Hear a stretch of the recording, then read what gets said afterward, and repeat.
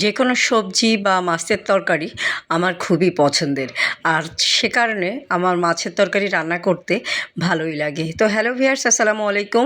আমি নীলা আপনাদের সবাইকে ওয়েলকাম করছি নতুন আরেকটা রান্নার ভিডিওতে। আর আজকে রান্না করব তেলাপিয়া মাছ দিয়ে পটল দিয়ে একটা তেল ঝালের রেসিপি। একটু ঝাল ঝাল হবে এবং একটু তেল উঠা ভাব থাকবে। তো চলেন পুরো প্রসেসটা আপনাদের সাথে শেয়ার করি কিভাবে রান্না করব। প্রথমে কড়াইয়ে তেল দিয়ে আমি মাছগুলো ভালো করে ভেজে নিব, যেটা আমি লবণ হলুদ আগেই মাখিয়ে নিয়েছিলাম। মাছটা এপিট ওপিট করে খুব কড়া করে ভেজে নিব। আমাদের বাসায় একটু মাছ কড়া করে না ভাজলে খেতে চায় না। অনেক সময় তো মাছ লেবুর রস দিয়ে ভালো করে ধুয়েও নেওয়া হয়, বা ধোয়ার পরেও লেবুর রস দেওয়া হয়। তো মাছটা ভাজা হয়ে গেল, এখন আমি পটলটাও লবণ হলুদ দিয়ে ভালো করে এপিট ওপিট করে ভেজে নিব।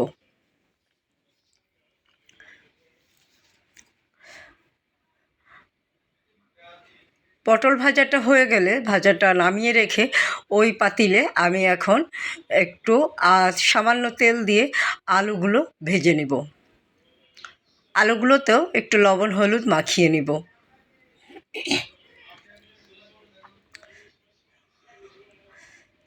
তো আলুটা ফ্রাই হয়ে গেলে নামিয়ে এখন বাকি প্রসেসটা শেয়ার করব।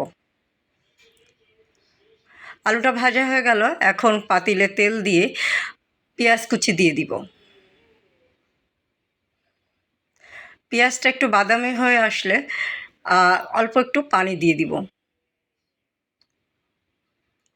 দিয়ে দিব 1 চামচ মতো আদা এবং রসুন বাটা, লবণ, হলুদ, মরিচের গুঁড়া, জিরা গুঁড়া এবং ধনিয়া গুঁড়া দিয়ে আমি মশলাটাকে খুব ভালো করে কষিয়ে নিব।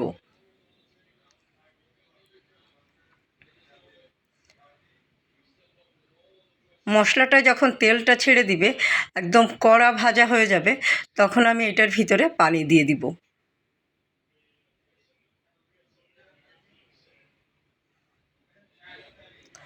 সামান্য পানি দিয়ে নেড়ে চেড়ে পানিটা ফুটে উঠলে ভেজে নেওয়া আলুগুলো দিয়ে দিব। পানিটা একটু শুকিয়ে আসলে ভেজে নেওয়া পটলগুলো দিয়ে দিব।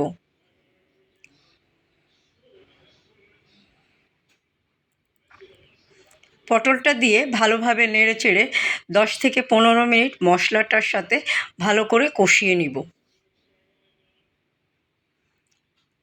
পটলটা এবং আলুটা যখন মশলার সাথে খুব ভালো করে মিশে যাবে, তেল উঠে যাবে এবং কড়া করে আমি কষিয়ে নিব। আমি যে কোনো রান্না একটু ভালো করে কষিয়ে করি, যার কারণে সামান্যভাবে রান্না করলেও বা সাধারণভাবে রান্না করলেও খেতে বেশ টেস্টি হয়। খুব ভালো করে কষানো হয়ে গেছে, দেখতেই পাচ্ছেন। একদম এপিট এপিট করে মশলাটা যেন পোড়া লেগে না যায়, সে কারণে আমি একটু বারবার নেড়ে চেড়ে নিচ্ছি।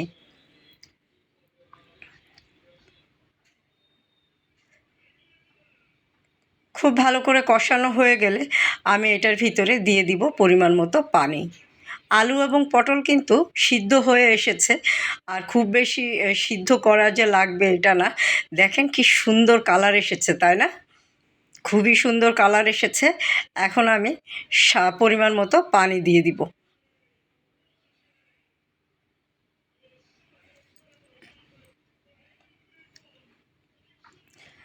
যে কড়াইয়ে পটলটা ভেজে নিয়েছিলাম, ওই কড়াইটা ধুয়ে পানিটা দিয়ে দিলাম একদম পরিমাণ মতো পানি দিয়ে একটু নেড়ে চেড়ে জালটা বাড়িয়ে দিব। ঝোলটা ফুটে উঠলে ভেজে নেওয়া মাছগুলো দিয়ে দিব। মাছগুলো দিয়ে ভালো করে জাল করব আরও 10 থেকে 15 মিনিট। একদম গা মাখা ঝোল ঝোল রান্না করব, খুব বেশি ঝোল রান্না করব না। অলমোস্ট হয়ে এসেছে, এখন কয়েকটা কাঁচামরিচ দিয়ে দিলাম, দিয়ে জালটা নিভিয়ে দিব। ব্যাস হয়ে গেল পটলের তেল ঝাল তেলাপিয়া মাছ দিয়ে। খেতে কিন্তু খুব ভালো লাগবে। তেলাপিয়া মাছ, রুই মাছ, কাতলা মাছ বা ট্যাংরা মাছ, যে কোনো মাছ দিয়ে আপনি এভাবে রান্না করতে পারেন, খেতে কিন্তু বেশ লাগবে। তবে তেলাপিয়া মাছগুলো অবহেলা করবেন না, খেতে কিন্তু বেশ হয়েছিল। দেখতে যেরকম কালারফুল হয়েছে, সুন্দর কালার হয়েছে, তাই না? আমি কিন্তু খুব কম পরিমাণ মরিচের গুঁড়া দিয়েছি, তারপরেও তরকারির কালারটা খুব সুন্দর এসেছে। তো কারা কারা এভাবে রান্না করেন একটা কমেন্ট করে জানাবেন।